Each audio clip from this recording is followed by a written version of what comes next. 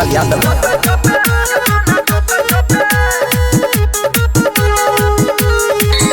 मटका से चूए माखन यो गाना ठोपे ठोपे यो गाना ठोपे ठोपे।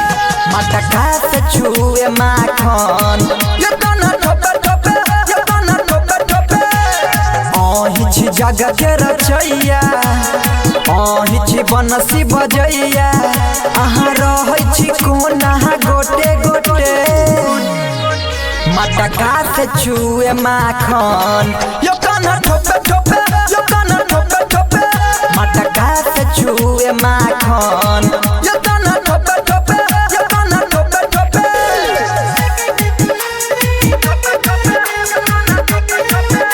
सिंगिंग बाय आतिश लाल यादव।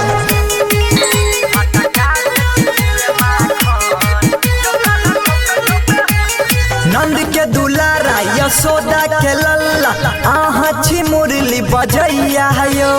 गोपियन के संग पनघट किनारे करे छी राशि रचैया यो।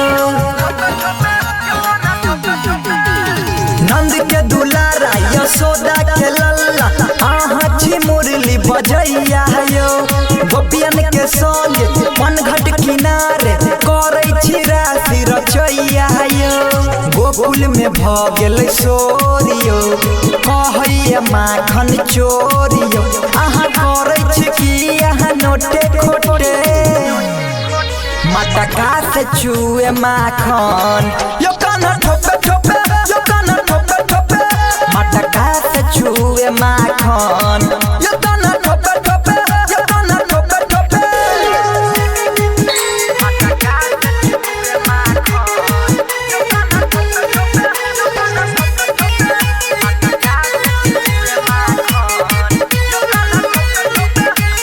चलैया चर्चा अही के सगरो नाम या किशन कन्हैया यो। गाबैया यादव आतिश लाल अही के देखू बधैया यो। चलैया चर्चा अही के सगरो नाम या किशन कन्हैया यो। गाबैया यादव आतिश लाल अही के देखू बधैया यो। अही के होइया जय जयकार यो सुनियो न हमारो पुकार यो। अहाँ रूप किया भेने छी छोटे छोटे। मटका से चूए माखन यो गाना ठोपे ठोपे यो गाना ठोपे ठोपे। मटका से चूए माखन यो गाना ठोपे ठोपे यो गाना ठोपे ठोपे। सहेली रिकॉर्डिंग स्टूडियो तेनवाही।